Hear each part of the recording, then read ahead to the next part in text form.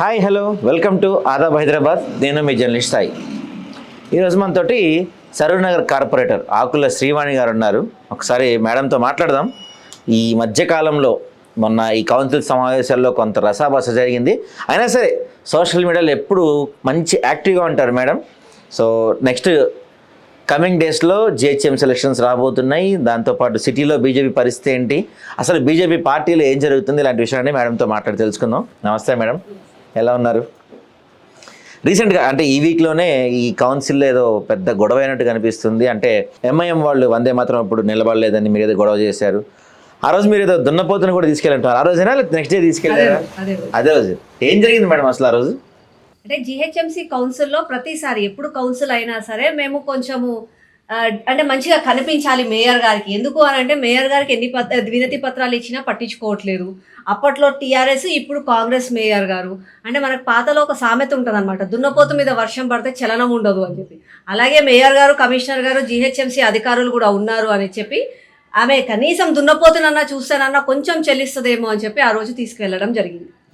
దాంతోపాటుగా చాలా బాధాకరమైన విషయం, జనరల్గా కూడా వందే మాతరం అన్నది ఇదేదో ఒక జాతికి చెందినదో, ఒక కులానికి చెందినదో, ఒక పార్టీకి చెందిన గేయం కాదు.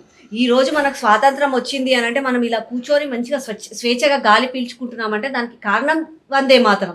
దేశానికి వందనం, దేశానికి నమస్తే అన్నదే వందే మాతరం. అట్లాంటి వందే మాతరం గేయంను 150 సంవత్సరాలు పూర్తి చేసుకున్న సందర్భంగా మన కౌన్సిల్ ప్రారంభించే ముందు వందే మాతర గేయం నుంచి ప్రారంభించుదాము అని చెప్పి మా బీజేపీ పార్టీ నుంచి మేము అన్నాం. దానికి మేయర్ గారు వద్దన్నారు. ఎందుకు అని అంటే కనీసం వందే మాతరం అంటే ఏంటో కూడా ఆమెకి తెలియదు. దాని తర్వాత మా ఎంపీ రఘునందన్ అన్న గారు లేచి వందే మాతరం గొప్పతనం గురించి చెప్పిన తర్వాత అప్పుడు పర్మిషన్ అడిగితే అద్దంకి దయాకర్ రెడ్డి గారు వాళ్ళు సరే అన్న తర్వాత అప్పుడు వందే మాతర గేయం ఆలపించాం. మేము వందే మాతర గేయం ఆలపిస్తుంటే కనీసం ఎంఐఎం పార్టీ వాళ్ళు ఫస్ట్ ఏమో పాడనివ్వము అన్నారు.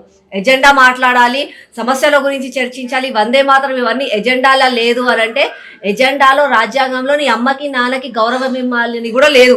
అమ్మకి నాన్న వస్తే లేచి నించోవాలి, పెద్దలకి కాళ్ళకి నమస్కారం పెట్టాలి అన్నది సాంప్రదాయం. అది కూడా వాళ్ళకు తెలియకుండా రాజ్యాంగంలో రాసి లేదు, ప్రోటోకాల్ కాదు, అది కాదు ఇది కాదు అని వాళ్ళు మాట్లాడారు. అయినా సరే మేము వందే మాతరం పాడాం. వందే మాతరం పాడిన తర్వాత కొంతమంది దాన్ని ధిక్కరిస్తూ కూర్చొనే ఉన్నారు. దాని తర్వాత మన రాష్ట్ర గీతం పాడాం, అప్పుడు కూడా వాళ్ళు నించోలేదు. ఒక మేయర్గా నువ్వు క్లాస్కి మానిటర్ లాగా మా అందరికి ఒక పెద్దగా అక్కడ ఉన్నప్పుడు మేయర్ గారు వాళ్ళ పైన ఏదైనా తీసుకోవాలి క్రమశిక్షణ గురించి, అదే ఆమె మాట్లాడలేదు. మేము అన్నాం ఈ దేశంలో ఉండాలంటే వందే మాత్రం పాడాల్సిందే అని మేము అన్నాం. మేము బరాబర్ అంటాం, ఇప్పుడు కాదు ఎప్పుడు కూడా అంటాం. అన్నందుకు ఎంఐఎంఓలోకి కోపం వచ్చింది. కోపం రాగానే కొంచెం రసబస అయ్యింది. మార్షల్స్ని పంపిస్తాం, మిమ్మల్ని తీసుకుపోతాం, మిమ్మల్ని అరెస్ట్ చేస్తాను మమ్మల్ని అంటుంది. ఎంఐఎంఓల పైన మాత్రం ఆమె ఏమీ చేయలేదు. ఓకే, సో అంత గొడవ జరిగింది కదా, మరి వాళ్ళని సస్పెండ్ చేయలేదు. ఆ రోజు ఇంకా మేము బయటకు వచ్చేసారు మొత్తం బీజేపీ వాళ్ళు, ఇంకా ఆ రోజు లేరా? ఉన్నామండి, కంటిన్యూ అయ్యింది. కానీ ఒక బాధాకరమైన విషయం ఏంటంటే వందే మాతర గేయాన్ని నీ రాష్ట్ర గీతాన్ని కూడా కించపరిస్తే అట్లాంటి వాళ్ళకు నిజంగా కూడా నువ్వు సస్పెన్షన్ అన్న చేయాలి, వాళ్ళ మీద క్రమశిక్షణ వేటు వేయాలి. నెక్స్ట్ టైం వాళ్ళు కార్పొరేటర్లుగా నించోకుండా చేయాలి. నువ్వు ఇదే భరతమాతలో ఉంటావు, ఇదే దేశంలో ఉంటూ ఇక్కడ గాలి పీల్చుకుంటూ ఇక్కడ తిండి తినుకుంటూ భరతమాతకి జై అని కూడా అన్నావు. మళ్ళీ అట్లాంటప్పుడు నువ్వు బతికేందుకు ఇక్కడ? వెళ్ళిపో, మూటముళ్ళ చదువుకొని వెళ్ళిపో, పాకిస్తాన్కో బంగ్లాదేశ్కో. నువ్వు ఇక్కడ ఎందుకుంటున్నావు? ఆ మాట మేయర్ గారు అనాలి కదా, అది కూడా అనలేదు.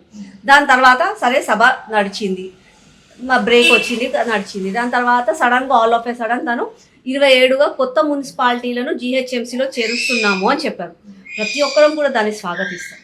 కానీ ఎంఐఎం వాళ్ళకు ఒక బాధ, మేము కూడా దాన్ని స్వాగతిస్తాం. కానీ మేము ప్రణాళికబద్ధంగా ఒక రోడ్ మ్యాప్ చూపించండి అని మేము అడుగుతున్నాం, ఒక పార్టీగా, అపోజిషన్ పార్టీగా. ఎందుకు అని అంటే ఇష్యూస్ ఇప్పుడు 150 డివిజన్స్కి చాలా ప్రాబ్లమ్స్ ఉన్నాయి. ఆల్ ఆఫ్ ఎ సడన్ 27ని కలిపేస్తే ఏమవుతుంది? మీకు అసలు రోడ్ మ్యాప్ ఉందా అన్నది మా ప్రశ్న. కానీ ఎంఐఎం వాళ్ళ ప్రశ్న అది కాదు. మీరు 27 కలుపుతున్నారు, మళ్ళీ 3గా విభజిస్తున్నారు. ఎక్కడ అంటే మా పోల్ కోల్జాయగా అంటారు కదా, అంటే ఇన్ని రోజుల నుంచి మేము దాచిపెట్టుకున్న దొంగతనం అంతా బయటికి పడుతుంది అన్నట్టు వాళ్ళ భయం ఏంది అని అంటే ఒకవేళ 3 డివిజన్స్గా చేసేస్తే 3 మేయర్లు అయిన తర్వాత వాళ్ళ జోన్ అన్నది ఒకటే అయిపోతుంది. వాళ్ళ జోన్కి నిధులు ఉండవు. అందరికీ కూడా తెలిసిందే, కరెంటు బిల్లులు కూడా కట్టరు వాళ్ళు. వాళ్ళ జోన్కి నిధులు ఉండవు. ఇన్ని రోజులు ఏంది, ఇప్పుడు మనం ఇక్కడ సైడ్ నుంచి కట్టే నిధులన్నీ తీసుకుపోయి ఎంఐఎం వాళ్ళు ఉన్న దగ్గర ఖర్చు పెడతారు. అదే వాళ్ళ జోన్ సపరేట్ అయిపోతే వాళ్ళకి డబ్బులు లేవు. అందరికీ కూడా తెలిసిపోతుంది వాళ్ళ దొంగతనం ఏందో అని చెప్పి భయంతో మేయర్ గారిని జర కన్నులు ఎర్రగా చేసిండ్రు, పిడికిలు బిగించి ఇట్లా టేబుల్ కొట్టగానే తుర్రమని చెప్పి పారిపోయి పోయింది మేయర్.